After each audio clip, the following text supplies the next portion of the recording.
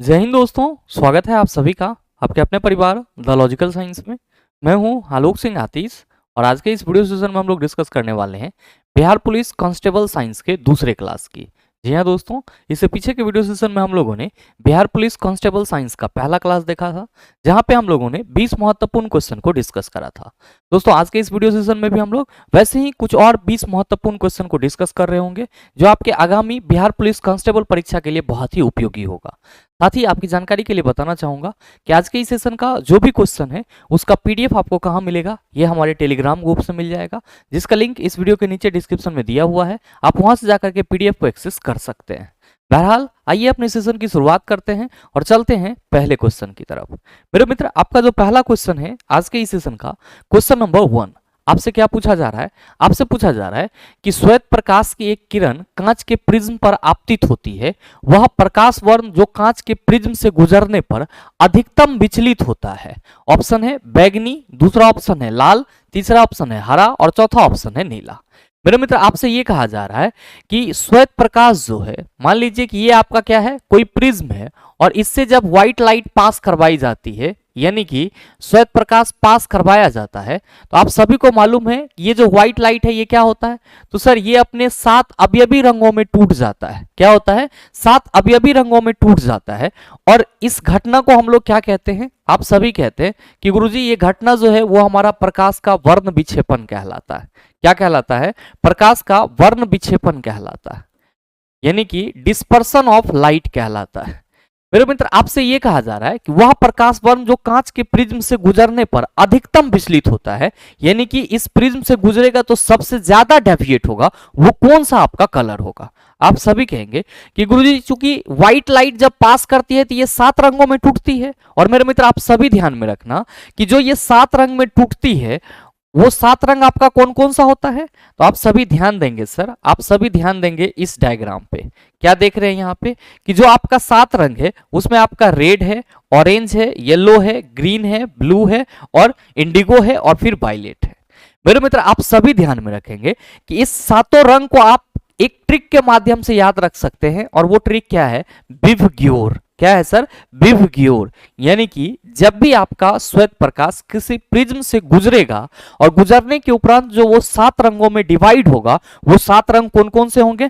तो V for violet, I for indigo, B for blue, G for green, Y for yellow, O for orange और R for क्या होगा? Red होगा। मेरे मित्र, आप सभी ध्यान में रखना यहाँ पे कि जिस रंग की तरंग दैर्घ्य सबसे ज्यादा होती है सर, उसका प्रिज्म से अपवर्तन के बाद विचलन क्या होता है? सबसे कम होता है। और भाई मेरे, आप सबों को मालूम है कि जो लाल रंग होती है, जो लाल रंग होती है, इसकी तरंग दैर्घ्य क्या होती है? इसकी वेवलेंथ क्या होती है? वेवलेंथ को हम लोग लैम्डा से रिप्रेजेंट करते हैं, तो इसकी वेवलेंथ क्या होती है सर? ज्यादा होती है। तो जाहिर सी बात है कि सर इसका जो विचलन होगा वो क्या होगा? सबसे कम होगा। मेरे मित्र, इसी तरीके से अगर हम लोग बात करते हैं किसकी? वायलेट की, यानी कि बैगनी रंग की, तो आप सभी ध्यान में रखेंगे कि ये जो बैगनी रंग है, ये जो बैगनी रंग है, इसकी तरंग दैर्घ्य क्या होती है? तो सर इसकी जो तरंग दैर्घ्य होती है वो सबसे कम होती है। इसकी तरंग दैर्घ्य क्या होती है? सबसे कम होती है। तो जाहिर सी बात है कि इसका जो डेविएशन होगा वो सबसे ज्यादा होगा। और आप सभी देख भी रहे होंगे कि यहाँ पे प्रिज्म की आधार की ओर सबसे ज्यादा झुकाव किसका है? आप कहेंगे सर वायलेट का, यानी कि बैगनी का। तो जो आपसे क्वेश्चन करा जा रहा है कि वह प्रकाश वर्ण जो कांच के प्रिज्म से गुजरने पर अधिकतम विचलित होता है, आप कहेंगे sir option number A is the right answer of this question. मेरे मित्र, साथ ही आप सभी ये भी ध्यान में रखना कि प्रिज्म से गुजरने के बाद जो अधिकतम विचलन हो रहा है, इसके पीछे एक और कारण है कि जो बैगनी रंग होती है, इसका जो अपवर्तनांक होता है वो अन्य रंगों से क्या होता है सर? ज्यादा होता है। तो आप सभी ये भी ध्यान में रखेंगे यहाँ पे स्टार मार्क दे करके, वायलेट यानी कि जो बैगनी रंग है इसकी अपवर्तनांक क्या होती है? आप सभी ध्यान में रखना कि इसकी अपवर्तनांक अन्य रंगों से क्या होती है? तो सर ज्यादा होती है, यानी कि आप कह सकते हो सबसे ज्यादा होती है। और साथ ही साथ आप सभी ये भी ध्यान में रखना कि ये जो आपका रेड है, यानी कि जो आपका लाल रंग है, ये जो लाल रंग है, इसकी अपवर्तनांक क्या होती है? तो आप सभी ध्यान में रखेंगे कि इसकी अपवर्तनांक सबसे कम होती है। इसकी अपवर्तनांक क्या होती है? सबसे कम होती है। तो आप सभी से जब भी ये क्वेश्चन करा जाए कि श्वेत प्रकाश की एक किरण कांच के प्रिज्म पर आपतित होती है और वह प्रकाश वर्ण जो कांच के प्रिज्म से गुजरने पर अधिकतम विचलित होता है, आप कहेंगे सर अधिकतम की बात की जाएगी तो हम लोग कहेंगे बैगनी, क्यों होता है? क्योंकि सर इसका तरंग दैर्ध्य सबसे कम होता है, साथ में इसकी अपवर्तनांक क्या होती है? सबसे ज्यादा होती है। सबसे कम विचलित कौन सा होगा? आप कहेंगे लाल रंग। क्यों? क्योंकि इसकी तरंग दैर्ध्य सबसे ज्यादा होती है और अपवर्तनांक क्या होती है? सबसे कम होती है। उम्मीद करते हैं समझ पाए होंगे। आइए बात करते हैं हम लोग अगले क्वेश्चन की। अगला क्वेश्चन है क्वेश्चन नंबर 2 कि स्टेनलेस स्टील में निम्न में से कौन सा तत्व मौजूद नहीं है? तो मेरे मित्र आप सभी ध्यान में रखेंगे कि यहाँ पे जो स्टेनलेस स्टील की बात की जा रही है, ये स्टेनलेस स्टील क्या है आपका? तो एक प्रकार का मिश्र धातु है। क्या है? मिश्र धातु है, जिसको हम लोग इंग्लिश में क्या कहते हैं? इसको हम लोग इंग्लिश में एलॉय कहते हैं। ये क्या होता है? तो हम सभी कहते हैं कि सर दो या दो से अधिक धातुओं या अधातुओं का जो मिश्रण होता है उसी को हम लोग क्या कहते हैं सर? मिश्र धातु कहते हैं। और मेरे मित्र आप सभी ध्यान में रखना स्टैटिक जीके के रूप में कि ये जो आपका स्टेनलेस स्टील है ये क्या होता है? तो सर ये आयरन, क्रोमियम और साथ ही साथ निकेल का क्या होता है? तो सर मिश्रण होता है। यानी कि जो आपका स्टेनलेस स्टील मिश्र धातु है वो एक्चुअली में आयरन, क्रोमियम और निकेल का बना होता है। मेरे मित्र इसमें क्रोमियम इसलिए मिलाई जाती है ताकि इसका जो ताप सहन करने की क्षमता है वो क्या हो पाए सर? ज्यादा हो पाए। और साथ ही ध्यान में रखेंगे कि जो स्टेनलेस स्टील होता है इस पे जंग क्या होता है? तो सर कम लगता है, या आप कह सकते हो न के बराबर लगता है। बहरहाल आपसे क्वेश्चन क्या करा जा रहा है कि स्टेनलेस स्टील में निम्न में से कौन सा तत्व मौजूद नहीं है? तो आप कहेंगे सर आयरन मौजूद है, जबकि टंगस्टन मौजूद नहीं है, और क्रोमियम भी मौजूद है और निकेल भी मौजूद है। तो सर मौजूद नहीं है, आप कहेंगे sir option number B is the right answer of this question. मेरे मित्र आप सभी ध्यान में रखना कि यहां पे जो टंगस्टन की बात की गई है, यहां पे जो टंगस्टन की बात की गई है, इस टंगस्टन का उपयोग कहां पे किया जाता है? तो आप सभी ध्यान में रखेंगे बल्ब के फिलामेंट निर्माण में, बल्ब के फिलामेंट निर्माण में इस टंगस्टन का उपयोग किया जाता है। और मेरे मित्र टंगस्टन का जो सिंबल होता है, टंगस्टन का जो सिंबल होता है वो हम लोग डब्ल्यू लिखते हैं। क्यों? क्योंकि इसका जो लैटिन नेम है, इसका जो लैटिन नेम है वो क्या होता है? आप सभी ध्यान में रखना वाल्फ्रेम होता है। क्या होता है? वाल्फ्रेम होता है। तो ये चीज भी आप अपने माइंड में रखेंगे। आइए बात कर लेते हैं अगले क्वेश्चन की। अगला क्वेश्चन आप सबों के सामने है। क्वेश्चन नंबर 3 आपसे पूछा जा रहा है कि उन तत्वों के समूह को छांटिए जिसमें केवल धातुएं ही हो। मतलब आपको यहाँ पे 4 ऑप्शन दिए हुए हैं और आपको यहाँ पे ये सेलेक्ट करना है कि इसमें कौन सा ऐसा ऑप्शन है जिसमें केवल और केवल धातु है। आप कहेंगे सर हम कैसे पहचानेंगे? तो मेरे मित्र आप सभी ध्यान में रखेंगे कि धातु और अधातु को एक दूसरे से अलग करने का बहुत सारा तरीका है, लेकिन मोटे तौर पे आप सबों को यह याद रखना है कि धातुएं आपको समानतः ठोस अवस्था में देखने को मिलेगी। धातु जो है वो आपको समानतः किस अवस्था में देखने को मिलेगी? ठोस अवस्था में देखने को मिलेगी। और मेरे मित्र आप सभी ध्यान में रखेंगे कि अधातुएं आपको समानतः किस अवस्था में देखने को मिलेगी? अधातुएं आपको समानतः किस अवस्था में देखने को मिलेगी? आप सभी याद रखना अधातुएं समानतः आपको गैसियस अवस्था में देखने को मिलेगी, यानी कि गैसियस स्टेट में देखने को मिलेगी। मेरे मित्र अब सवाल यहाँ पे ये है कि सर छांटा कैसे जाए? तो ध्यान देंगे यहाँ पे आपके पहले ऑप्शन में है सोडियम, मैग्नीशियम और Hg, इसको हम लोग हाइड्रोजरियम बोलते हैं और ये मरकरी का सिंबल होता है। और नेक्स्ट क्या है आपका कार्बन, और आप सबों को मालूम है कि कार्बन क्या होते हैं? तो सर गैस के रूप में होते हैं और ये सर हम कहते हैं ठोस के रूप में भी पाए जाते हैं। लेकिन है क्या ये? तो सर अधातु है। तो आपका जो पहला ऑप्शन है उसमें एक अधातु कार्बन दिया हुआ है, तो आप कहेंगे सर पहला ऑप्शन तो नहीं होगा, क्योंकि हमें चूज वो करना है जिसमें केवल धातु हो। आइए आप दूसरे ऑप्शन पे, इसमें क्या है सर? Sc है, स्कैंडियम, फिर पोटेशियम, सीजियम और फिर आपका क्या है? तो सर ब्रोमीन है। तो आप कहेंगे सर यहां पे भी हमारा क्या होगा? ये O होगा आपका सर। यहां पे भी क्या है सर? तो ऑक्सीजन आ गया, मतलब अधातु आ गया, तो ये भी नहीं है आपका। नेक्स्ट है क्रोमियम, निकेल, फिर जर्कोनियम और नाइट्रोजन, सर नाइट्रोजन आ गया, ये भी नहीं होगा। फिर है बेरिलियम, कैल्शियम, एस्ट्रोनिटम और फिर एस्ट्रांसियम और फिर आपका सोडियम, ये सभी क्या हैं? तो सर सभी धातु हैं और इसीलिए सही आंसर क्या हो जाएगा? ऑप्शन नंबर डी हो जाएगा। मेरे मित्र आप सभी ध्यान में रखेंगे कि यहाँ पे जो आपका बेरियम, कैल्शियम और एस्ट्रांसियम है ये आवर्त सारणी के किस ग्रुप में आपको देखने को मिलेगा? वर्ग 2 में देखने को मिलेगा। और आप सभी ध्यान में रखना कि आवर्त सारणी का जो वर्ग 2 है इसे क्या कहा जाता है? आप सभी ध्यान में रखेंगे कि इसे क्षारीय मृदा धातु कहा जाता है। क्या कहा जाता है? क्षारीय मृदा धातु कहा जाता है, जिसको हम लोग इंग्लिश में एल्कैलिन अर्थ मेटल कहते हैं। और आप सभी ध्यान में रखना कि यहाँ पे जो सोडियम है, ये सोडियम आपको कहाँ मिलेगा? सोडियम आवर्त सारणी के वर्ग 1 में मिलेगा। कहाँ मिलेगा? आवर्त सारणी के वर्ग 1 में मिलेगा। और मेरे मित्र, इसको हम लोग क्या कहते हैं? क्षारीय धातु कहते हैं। क्या कहते हैं? क्षारीय धातु कहते हैं। और आपका यहाँ पे एक और क्वेश्चन बन पड़ता है, अगर आपसे कभी ये सवाल करा जाए कि क्षारीय धातु आवर्त सारणी के किस वर्ग में पाए जाते हैं, आप कहेंगे वर्ग 1 में पाए जाते हैं। क्षारीय मृदा धातु आवर्त सारणी के किस वर्ग में पाए जाते हैं, आप कहेंगे वर्ग 2 में पाए जाते हैं। और अगर एग्जाम्पल की बात करेगी तो सर आपके सामने भरा पड़ा एग्जाम्पल है। आइए बात कर लेते हैं अगले क्वेश्चन की।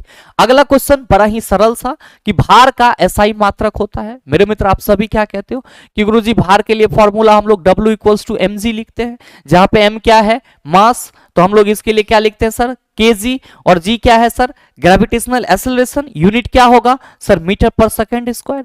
मेरे मित्र, kg मीटर पर सेकंड स्क्वायर को हम लोग क्या कहते हैं? आप कहेंगे गुरुजी इसी को हम लोग न्यूटन कहते हैं। तो मेरे मित्र, आपका जो क्वेश्चन करा जा रहा है कि भार का एसआई मात्रक क्या है, आप सभी कहेंगे गुरुजी भार का एसआई मात्रक न्यूटन है। क्या है सर? न्यूटन है। मेरे मित्र, ध्यान में रखेंगे यहाँ पे कि जो एसआई मात्रक की बात की जा रही है, तो ये जो एसआई यूनिट होता है, इसका फुल फॉर्म क्या होता है? System international of D units. और इसको कब एक्सेप्ट किया गया? तो सर 1960 में। लेकिन एसआई पद्धति के कुछ ऐसे भी भौतिक राशि थे जिनका सिंबल बाद में जाकर के लोगों को रिकमेंड किया गया और बतलाया गया, और वो वर्ष कौन सा था? 1971 था। तो सर एडॉप्ट कब किया गया? 1960 में। और लोगों को बताया कब गया? तो सर 1971 में। ये चीज भी आप सभी ध्यान में रखेंगे। नेक्स्ट है आपका ग्राम और किलोग्राम। आप सभी ध्यान में रखना कि ग्राम और किलोग्राम दोनों ही क्या हैं? तो सर द्रव्यमान के मात्रक हैं, यानी कि आपका जो मास होता है उसका मात्रक होता है।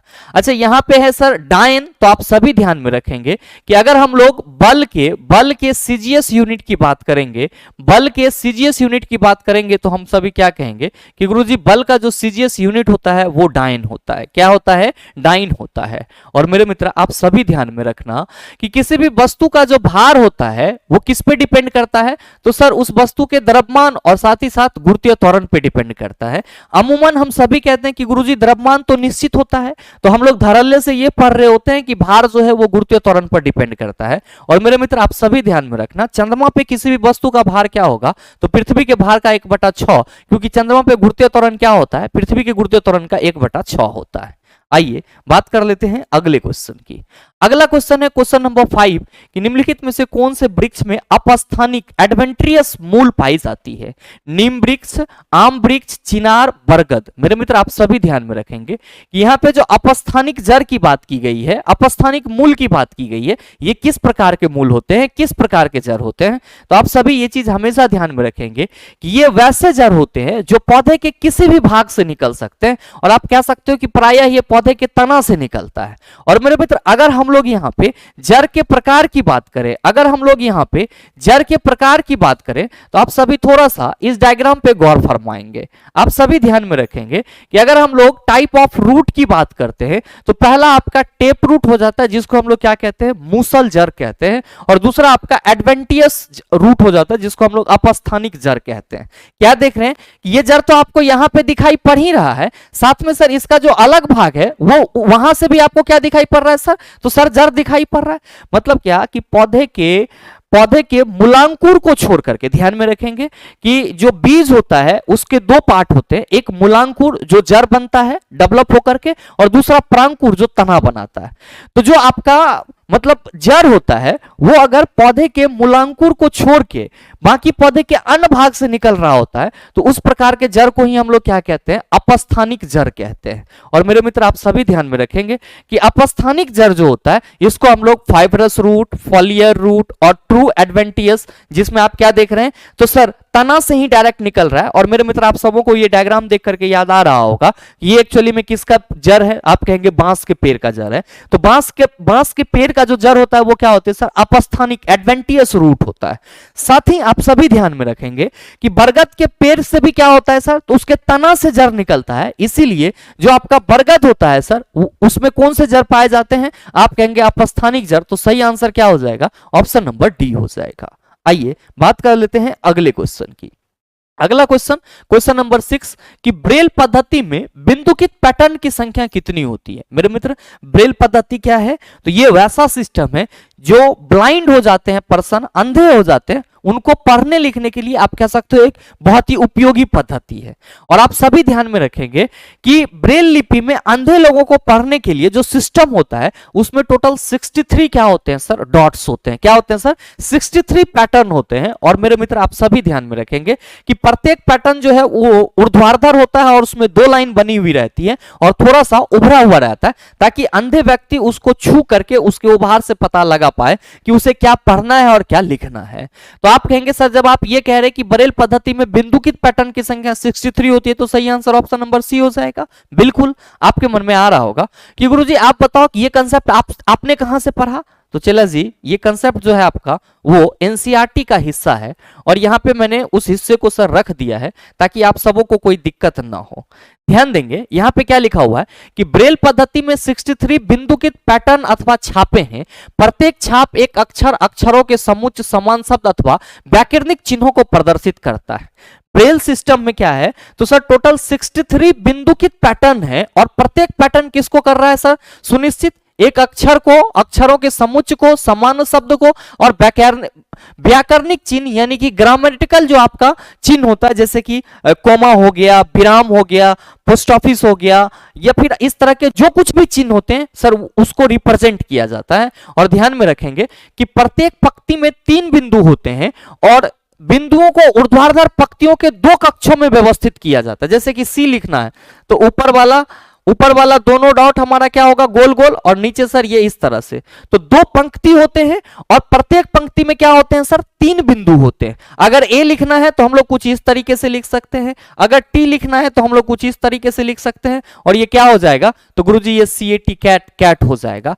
अगर हमको एंड लिखना है तो इस तरीके से लिखेंगे, कोमा लिखना है तो इस तरीके से लिखेंगे। तो आप सभी क्या ध्यान में रखेंगे कि जो ब्रेल सिस्टम है उसमें टोटल 63 बिंदुगत पैटर्न अथवा छाप होता है और प्रत्येक छाप क्या करता है? किसी न किसी लेटर को या अक्षरों के समुच्चय को रिप्रेजेंट कर रहा होता है और बिंदुओं को ऊर्ध्वाधर पंक्ति के 2 कक्षा में व्यवस्थित किया जाता है, जिसमें प्रत्येक कक्षा में कितने बिंदु होते हैं सर? 3 बिंदु होते हैं।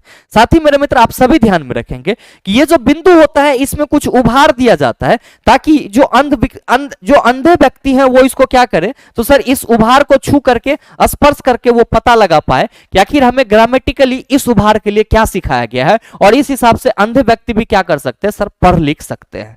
आप सभी ये चीज ध्यान में रखेंगे कि जो ये ब्रेल लिपि है, इस ब्रेल लिपि की खोज किसने करा था? आप सभी ध्यान में रखना, लुई ब्रेल नामक वैज्ञानिक ने करा था। किसने करा था सर? लुई ब्रेल नामक वैज्ञानिक ने करा था। और ये खुद भी क्या थे सर? ब्लाइंड थे। और सर ये ब्लाइंड थे इसलिए ब्लाइंड लोगों के दर्द को समझा और फिर उन्होंने एक ऐसा सिस्टम बना दिया जिससे कोई भी ब्लाइंड व्यक्ति जो है वो आसानी से पढ़ लिख सकता है। आइए बात कर लेते हैं हम लोग अगले क्वेश्चन की।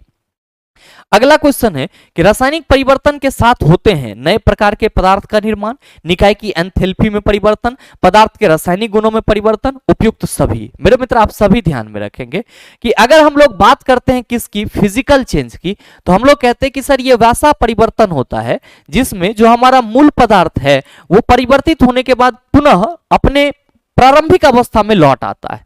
लेकिन अगर हम लोग बात करते हैं केमिकल चेंज की तो क्या कहते हैं कि सर इसमें जो मूल पदार्थ होते हैं उसकी प्रकृति ही बदल जाती है। और आप सभी ध्यान में रखेंगे कि केमिकल चेंज में क्या होता है? तो सर नए प्रकार के पदार्थ का निर्माण होता है, निकाय के एंथैल्पी में परिवर्तन होता है और पदार्थ के रासायनिक गुण में परिवर्तन होता है। मतलब कुल मिला के कह सकते हो कि ABC तीनों तरह के परिवर्तन आपको रासायनिक परिवर्तन में देखने को मिलता है। तो हम ये कह सकते हैं कि हमारा सही आंसर क्या हो जाएगा? ऑप्शन नंबर डी हो जाएगा। क्या हो जाएगा सर? ऑप्शन नंबर डी हो जाएगा। अगला क्वेश्चन, क्वेश्चन नंबर 8 आपसे पूछा जा रहा है कि मुर्गियों एवं अंडों का अत्यधिक उत्पादन होना क्या कहलाता है? भूरी क्रांति, रजत क्रांति, धूसर क्रांति, गुलाबी क्रांति। क्या होगा इसका आंसर? मेरे मित्र आप सभी से क्वेश्चन करा जा रहा है कि मुर्गियों एवं अंडों का अत्यधिक उत्पादन होना क्या कहलाता है? आप जरा सा हमें ये बताओ कि पोल्ट्री फार्म में आपको सभी मुर्गियां कैसा दिखाई पड़ती है? आप कहेंगे सर व्हाइट व्हाइट दिखाई पड़ती है। अंडा कैसा दिखाई पड़ता है? सर व्हाइट व्हाइट दिखाई पड़ता है। और मेरे मित्र जो चांदी होता है वो कैसा दिखाई पड़ता है? गुरुजी चमकीला और व्हाइट दिखाई पड़ता है। तो आप सभी ध्यान में रखेंगे कि चूंकि चांदी को रजत भी कहा जाता है, इसीलिए मुर्गियों एवं अंडों का अत्यधिक उत्पादन होना आपका किससे संबंधित होता है? रजत क्रांति से संबंधित होता है। किससे संबंधित होता है? रजत क्रांति से संबंधित होता है। आप कहेंगे कि गुरुजी हमारे ऑप्शन में तो भूरी क्रांति भी है, यानी कि ब्राउन रिवॉल्यूशन भी है। तो आप सभी ध्यान में रखेंगे कि ये ब्राउन रिवॉल्यूशन किससे संबंधित है? तो आप सभी ध्यान में रखना कि लेदर एवं कॉफी से संबंधित है, यानी कि लेदर एवं कॉफी उत्पादन के लिए हम लोग किस क्रांति को रिलेट करते हैं? सर भूरी क्रांति को रिलेट करते हैं। नेक्स्ट है धूसर क्रांति। तो आप सभी ध्यान में रखना कि धूसर क्रांति किससे संबंधित है? तो सर धूसर क्रांति जो है वो फर्टिलाइजर्स, धूसर क्रांति जो है सर वो फर्टिलाइजर्स के उत्पाद का उपयोग करने हेतु बढ़ावा से संबंधित है, यानी कि आप ज्यादा से ज्यादा उर्वरक खाद्य पदार्थों का उपयोग कीजिए, उससे संबंधित क्रांति क्या है? आपका धूसर क्रांति है। और यहां पे अगर गुलाबी क्रांति की हम लोग बात करेंगे तो आप सभी ध्यान में रखेंगे कि प्याज फार्मास्यूटिकल्स और साथ ही साथ झींगा मछली के उत्पादन से संबंधित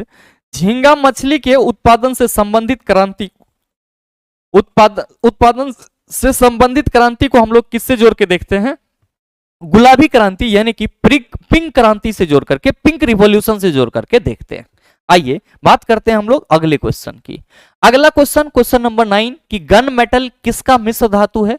मेरे मित्र गन मेटल यहाँ पे बारूद को बोला जा रहा है। और आप सभी ध्यान में रखेंगे कि बारूद कॉपर, टीन और जिंक का मिश्रण होता है। बारूद जो है वो किसका मिश्रण होता है? कॉपर, टीन और जिंक का मिश्रण होता है। टीन का सिंबल सर SN होता है। आइए बात करते हैं अगले क्वेश्चन की।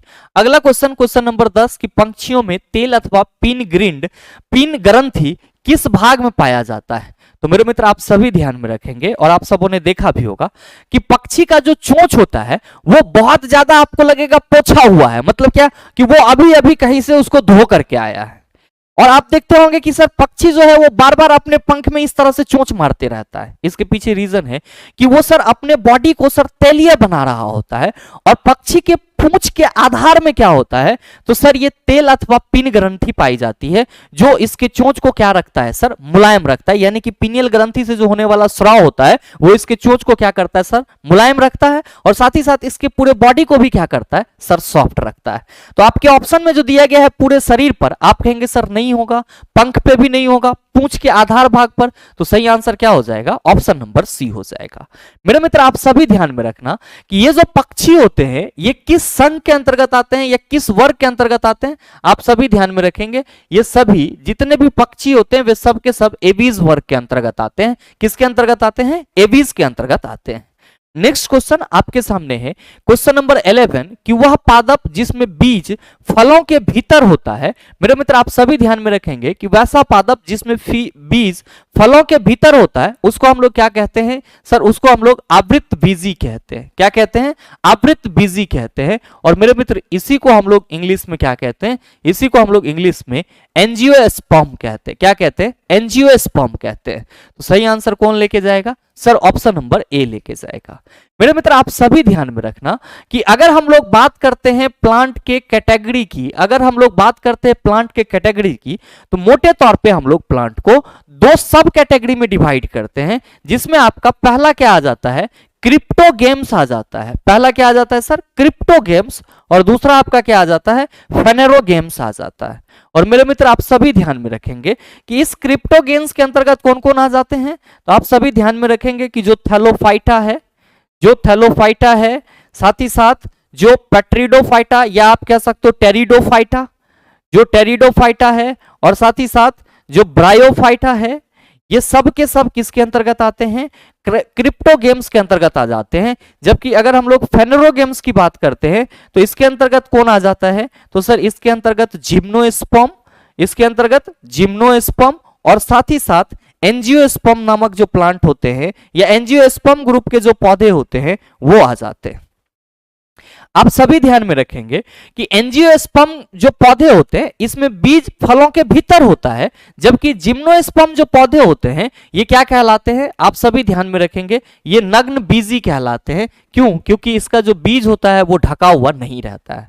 और जिम्नोस्पर्म पौधे क्या होते हैं, आप सभी ध्यान में रखेंगे, इसे सदाबहार पौधा कहा जाता है। क्या कहा जाता है? सदाबहार पौधा कहा जाता है। और साथ ही मेरे मित्र आप सभी ध्यान में रखना कि जो पादपों का समूह है उसमें सबसे बड़ा समूह कौन सा होता है, तो सर एंजियोस्पर्म होता है। और मनुष्य की जो जरूरत होती है सर पेड़ पौधे के रिगार्डिंग, वो सारी की सारी कहां से पूर्ति होती है, तो सर एंजियोस्पर्म से पूर्ति होती है। ये चीज भी आप सभी अपने माइंड में रखेंगे।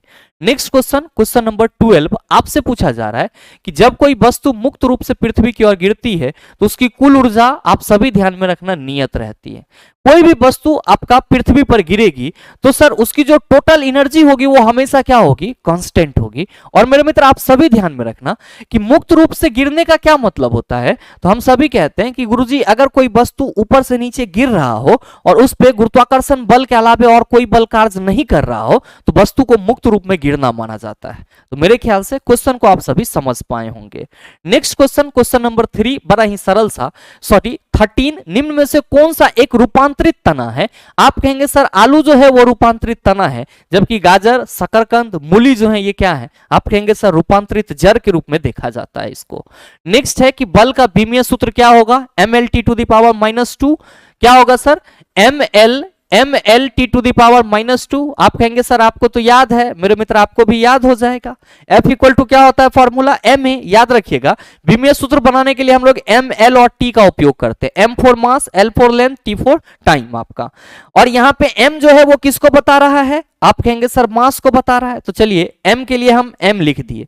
a जो है ये त्वरण को बता रहा है, और त्वरण क्या होता है सर, तो सर मीटर पर सेकंड स्क्वायर। तो मेरे मित्र क्या हम मीटर के लिए अगर यहाँ पे l लिख ले और सेकंड स्क्वायर के लिए हम यहाँ पे t स्क्वायर लिख लेते, ये गलत हो जाएगा। आप कहेंगे नहीं, ध्यान देंगे कि इसी को अगर हम लोग mLT⁻² लिख दे और बड़ी ब्रैकेट लगा दे तो ये आपका बल का बीमीय सूत्र नहीं हो जाएगा। आप कहेंगे बिल्कुल हो जाएगा।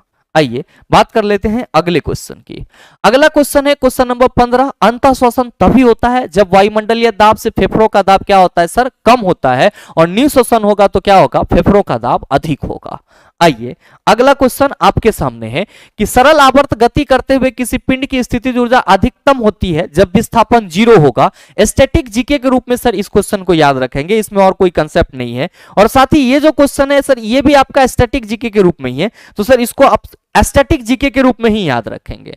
नेक्स्ट क्वेश्चन है क्वेश्चन नंबर 17 कि ब्रायोफाइटा पादप सामान्यतः पाए जाते हैं नम एवं छायादार आवासों में। हालांकि ये कुछ जलीय भी होते हैं, लेकिन ज्यादातर आपको क्या देखने को मिलता है, तो सर नम एवं छायादार स्थल पर, या आप कह सकते हो छाया वाले भाग में आपको कौन सा प्लांट देखने को मिलेगा, सर ब्रायोफाइटा देखने को मिलेगा। ये किसके अंतर्गत आते हैं, क्रिप्टोगैम्स के अंतर्गत आते हैं। नेक्स्ट क्वेश्चन नंबर 18 कि किसको ग्लूकोज के साथ गर्म करने पर रजत दर्पण बनता है। आप कहेंगे सर ये रजत दर्पण क्या होता है, तो मेरे मित्र जब हम लोग कांच के प्लेट पर पतला सा सिल्वर चांदी का अवक्षेप क्या करते हैं सर, लगा देते हैं, तो उसको हम लोग रजत दर्पण बोलते हैं। और ध्यान रखेंगे कि रजत दर्पण जो है वो कब होता है, तो सर जब ग्लूकोज जो है उसके साथ गर्म करते हैं किसको, तो सर टोलेन अभिकर्मक को, तो हमें क्या मिलता है सर, रजत दर्पण मिलता है। तो सही आंसर क्या हो जाएगा, ऑप्शन नंबर डी हो जाएगा। नेक्स्ट क्वेश्चन नंबर 19 कि सोनार में डैश तरंगे प्रयुक्त होती है, पराध्वनिक तरंग, अल्ट्रासोनिक साउंड वेव इसी को बोलते हैं। इसकी फ्रीक्वेंसी क्या होती है, आप सभी ध्यान में रखेंगे 20,000 हर्ज से ऊपर की होती है। अब श्रव्य ध्वनि तरंग, इसकी फ्रीक्वेंसी 20 हर्ज से नीचे की होती है।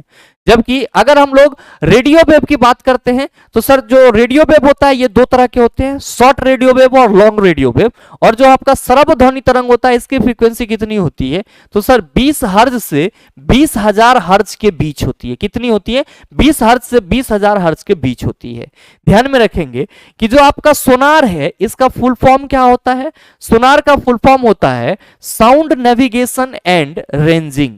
क्या होता है full form, sound navigation and ranging.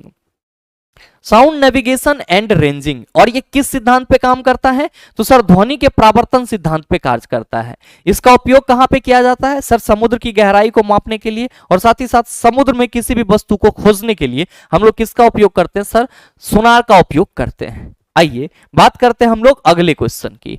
अगला क्वेश्चन है क्वेश्चन नंबर 20 कि कार्बन 60 के एक अणु में कितने षटकोणीय एवं पंचकोणीय आकृति होते हैं? मेरे मित्र यहाँ पे जो षटकोणीय बोला जा रहा है इसको हम लोग इंग्लिश में क्या कहते हैं? हेक्सागोनल स्ट्रक्चर कहते हैं। और यहाँ पे जो आपका पंचकोणीय बोला जा रहा है इसको हम लोग इंग्लिश में क्या कहते हैं? पेंटागोनल स्ट्रक्चर कहते हैं। क्या कहते हैं? पेंटागोनल स्ट्रक्चर कहते हैं। और ये जो 60 की बात की जा रही है ना, आप सभी ध्यान में रखना, इसको हम लोग क्या कहते हैं? इसको हम लोग बक्की बॉल के नाम से जानते हैं या फिर इसी को हम लोग बकमिस्टर फुलरीन के नाम से जानते हैं। बकमिस्टर फुलरीन के नाम से जानते हैं। और मेरे मित्र आप सभी ध्यान में रखेंगे कि अगर हम लोग बात करते हैं किसकी, अगर हम लोग बात करते हैं कार्बन की, तो कार्बन के 3 मुख्य एलोट्रॉप्स आपको देखने को मिलते हैं, जिसमें पहला आपका क्या हो जाता है? तो सर डायमंड हो जाता है, दूसरा आपका क्या हो जाता है? ग्रेफाइट हो जाता है, और तीसरा आपका बकमिस्टर फुलरीन होता है, जिसको बकी बॉल के नाम से भी जाना जाता है। और कार्बन का ये ऐसा अपरूप है जिसमें कार्बन परमाणुओं की संख्या सबसे ज्यादा होती है। लगभग कितना? तो सर कार्बन 60 से 70 परमाणु के रूप में सर इसमें क्या होता है? मौजूद होता है। साथ ही ध्यान में रखेंगे कि इसको बकी बॉल इसलिए कहा जाता है क्योंकि इसकी जो संरचना होती है वो फुटबॉल की तरह होती है। मेरे मित्र आप सभी यहाँ पे अगर थोड़ा सा फोकस करेंगे तो देख पा रहे होंगे। क्या देख रहे हैं कि सर जो बकमिस्टर फुलरीन है इसकी संरचना आपको कैसा दिख रहा है? तो सर फुटबॉल की तरह दिख रहा है। और आप कहेंगे कुछ मित्र कि सर ये ग्लोब की तरह भी दिखता है, तो ये क्वेश्चन भी पूछा गया है कि कार्बन का ऐसा कौन सा अपरूप है जो पृथ्वी के ग्लोब की तरह दिखता है? तो बकमिस्टर फुलरीन फुटबॉल की तरह दिखता है। बकमिस्टर फुलरीन इसी को बकी बॉल के नाम से जाना जाता है। इसमें कार्बन परमाणु की संख्या सबसे ज्यादा होती है। Now the point is that sir इसके स्ट्रक्चर में जो आपका हेक्सागोनल और पेंटागोनल संरचना होती है वो कितनी कितनी होती है? तो मेरे मित्र इसको तो हमें जोड़ना पड़ेगा, लेकिन आपको जोड़ने की जरूरत नहीं है, आपको यहां पे याद रखने की जरूरत है। ध्यान में रखेंगे कि इसमें जो हेक्सागोनल फलक होते हैं, इसमें जो हेक्सागोनल फलक होते हैं वो कितना होता है? तो सर आप सभी ध्यान में रखेंगे 20 होता है। और जो इसमें पेंटागोनल स्ट्रक्चर होता है वो कितना होता है? 12 होता है। तो आपसे जो क्वेश्चन करा जा रहा है कि कार्बन 60 के एक अणु में कितने षटकोणीय एवं पंचकोणीय आकृति होते हैं, आप कहेंगे सर 20 षटकोणीय और 12 पंचकोणीय आकृति होते हैं। तो सही आंसर ऑप्शन नंबर ए हो जाएगा। और मेरे मित्र मुझे उम्मीद है कि यहां तक के सभी क्वेश्चन को आप आसानी से समझ पाए होंगे। और अब अगर आपको इस तरह का क्वेश्चन दोबारा दे दिया जाए तो आप उसका जवाब भी बड़े सरलता से दे पाएंगे। और साथ ही उम्मीद करते हैं कि ये वीडियो आप सबों को अच्छा लगा होगा। अगर आपको वीडियो अच्छा लगा तो वीडियो को लाइक कीजिएगा, ज्यादा से ज्यादा शेयर कीजिएगा, और हाँ अगर आप चैनल पे नए हैं तो सब्सक्राइब करके बेल आइकन दबा लीजिएगा ताकि इस तरह के एग्जाम रेलेवेंट वीडियो का नोटिफिकेशन सबसे पहले आपके पास पहुंचे और आप उसको सबसे पहले देख पाओ। मिलते हैं फिर अगले वीडियो सेशन में, तब तक के लिए best of luck. Thank you, have a nice day.